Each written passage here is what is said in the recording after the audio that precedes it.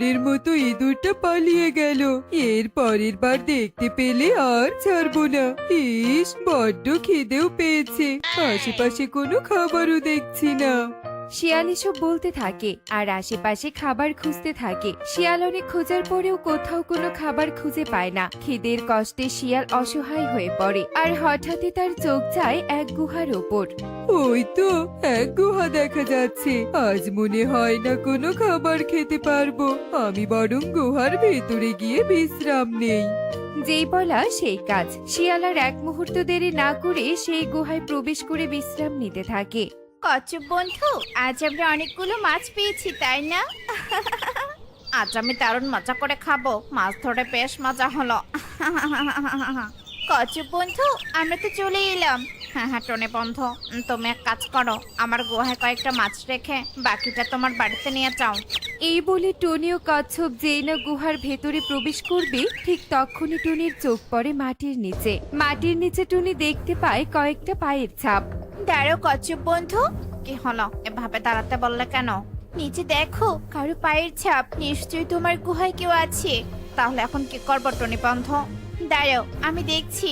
গুহা বন্ধু, ও গুহা বন্ধু, তুমি কেমন আছো গো? কে আবার গুহার সাথে কথা বলছে? এরা পাগল হলো নাকি? যাই হোক, এদের আমি বোকা বানাই, তাহলে আমি পেট ভরে এদেরকে খেতে পারবো। হ্যাঁ বন্ধু, তুমি এসেছো? আমি তোমার অপেক্ষায় ছিলাম। ভেতরে এসো, আমরা মজা করে গল্প করব। টনি বন্ধু, তোমার সন্দেহটাই তো ঠিক হলো। গুহার ভিতরে একটা বড় শিয়াল আছে। সেখানে গেলে আমাদের আস্ত গিলে খাবে। কচ্ছপ বন্ধু, তুমি না হয় আমার সাথে আমার বাড়িতে চলো। তুমি তো আমার বাড়িতে কোনোদিনও যাওনি, আজ না হয় আমার বাড়িতে থেকে যাবে। আচ্ছা ঠিক আছে টনি বন্ধু, চলো।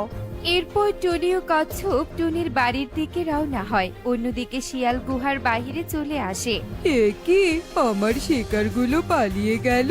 দূর দূর, আমার কপালটাই খারাপ। কচ্ছপ বন্ধু, এটাই আমার ঘর, তুমি ভেতরে এসো।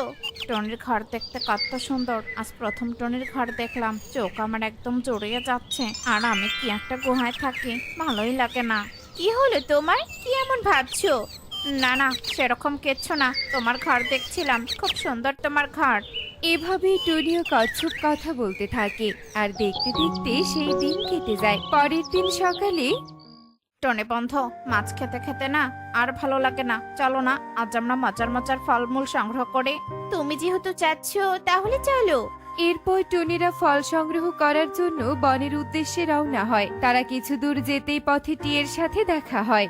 এরে টনি, তোর সাথে আবার এটা কে? একে তো আগে কখনো দেখিনি। এ তো আমার কচ্ছপ বন্ধু।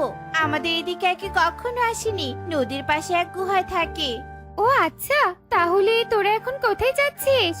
আমরা তো ফল সংগ্রহ করতে যাচ্ছি টনি বন্ধু, আমাদের দেরি হয়ে যাচ্ছে। টনি, আমিও ফল সংগ্রহ করতে বেরিয়েছি। তোরাও তো যাচ্ছিস, তবে তোদের সাথে আমাকেও নে। একা একা আমার ভয় করে। আচ্ছা ঠিক আছে, এসো আমাদের সাথে। টনিরা টিয়াকে তাদের সাথে করে নেয়। টিয়ে টুনিদের সাথে যেতে থাকে আর ফল সংগ্রহ করতে থাকে। আশেপাশে তো কোনো ফল দেখছি না। আমাদের মনে হয় আরো গভীরে যেতে হবে। কাল থেকে কোনো খাবার পাচ্ছি না। আমি কি আজকেও খাবার পাবো না? ওই তো, বলতে না বলতে শিকার আমার সামনে এসে হাজির। এদেরকে দেখে জিবায় আমার পানি চলে আসছে। শিয়াল টুনিদের দেখে ভীষণ খুশি হয় আর খুশি মনে শিয়াল টুনিদের সামনে চলে আসে। টুনিরা শিয়ালকে দেখে অনেক ঘাবড়ে যায়। এ কি, শিয়াল দাদা, আপনি এখানে? এদেরকে এভাবে ধরতে পারবো না। কোনো এক ছলনা করে গুহায় নিয়ে যেতে হবে। আমার ছলনায় একবার পা দিলে বেশ মজা হবে। আমি বলছিলাম কি, মানে কিছু বললে বলে ফেলুন, আমাদের হাতে সময় নেই। টুনি, আমাদের এখান থেকে পালাতে হবে। শিয়াল দাদার মতলব ভালো ঠেকছে না। আমি অনেক ধরনের খাবার রান্না করেছি, জানি না কেমন হয়েছে। আমার গুহায় গিয়ে তোরা কি একটু খেয়ে দেখবি? শিয়াল দাদা আমাদের মিথ্যে বলছে। চলো আমরা এখান থেকে চলে যাই। শিয়াল দাদা, আমরা তোমার কোনো খাবার খেতে চাই না। সরে দাঁড়াও, আমরা চলে যাব। এদের তো আমি কিছুতেই বোকা বানাতে পারছি না। কচ্ছপ, তুই আয় আমার সাথে। না না, আমি কোথাও যাব না। এবারও এদের খেতে পারলাম না। টনি, আমি আর তোদের সাথে যেতে চাই না। ঘোর জঙ্গলে আরো অনেক বিপদ আছে। বিপদে পড়ার চেয়ে আমি বরং বাড়িতেই চলে যাই। আরে টিয়ে দিদি, কিছুই হবে না, মনে সাহস রাখো। না রে টনি, তোরাই যা, আমি চলে যাই এখান থেকে। এই বলে টিয়ে সেখান থেকে চলে যায় আর টনিরা আবারও সামনের দিকে এগোতে থাকে।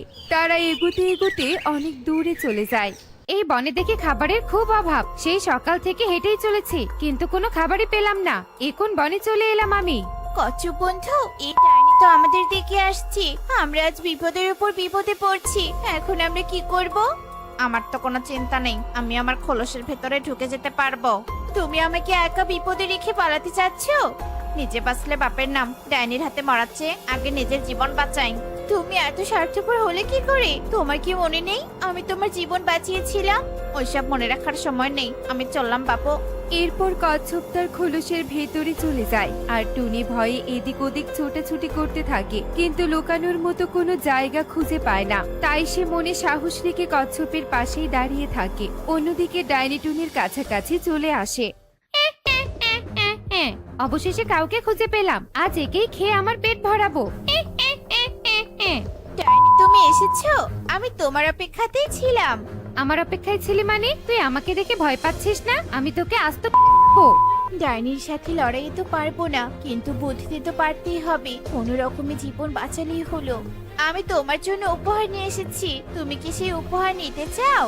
উপহার? তবু আমার জন্য? তা কি উপহার নিয়ে এসেছিস আমার জন্য? দে দেখি সেই উপহার।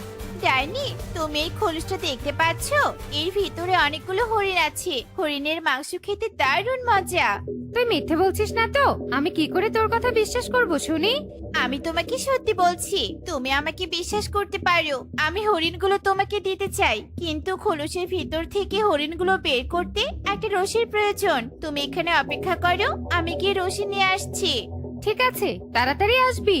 এরপর টুনি সেখান থেকে দৌড়ে চলে যায় আর ডাইনি টুনি আসার অপেক্ষা করতে থাকে। এভাবেই দেখতে দেখতে অনেকটা সময় পার হয়ে যায়। টুনি না আসায় ডাইনি ভীষণ রেগে যায়। এই মেয়েটা এখনো আসছে না কেন? টুনি তাহলে আমাকে ধোকা দিয়ে চলে গেল। আর আমি বা কেমন বোকা, আমি জাদু জানা সত্ত্বেও টুনিকে আমি রশি আনতে পাঠালাম। আমি টুনিকে দেখে নিব। এই বলে ডাইনি রেগে মেগে জাদু করে কচ্ছপকে দূরে ছুঁড়ে মারে আর ডাইনি সেখান থেকে অনেক দূরে চলে যায়। ওরে বাবা রে, ওরে মারে, মরে গেলাম রে, মরে গেলাম। এভাবে কেউ ছুড়ে মারে? এস, সোজাও হতে পারছে না। টনে বন্ধ, দাঁড়াও দাঁড়াও, আমাকে সাহায্য করো। কে তোমার বন্ধু? আমি তোমার বন্ধু হই না। তুমি এমনটা বলো না, দয়া করে আমাকে সাহায্য করো। তুমি একজন বিশ্বাসঘাতক, আমি তোমাকে কখনোই ক্ষমা করব না, যদিও আমি তোমাকে সাহায্য করলাম।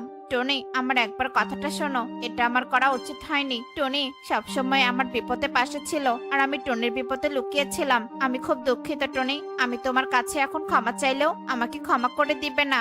এভাবে কচ্ছপ তার কাজের জন্য অনুশোচনা করতে থাকে। অন্যদিকে টুনি ডাইনির হাত থেকে বেঁচে ফেরায় খুশি মনে তার বাড়িতে ফিরে যায়।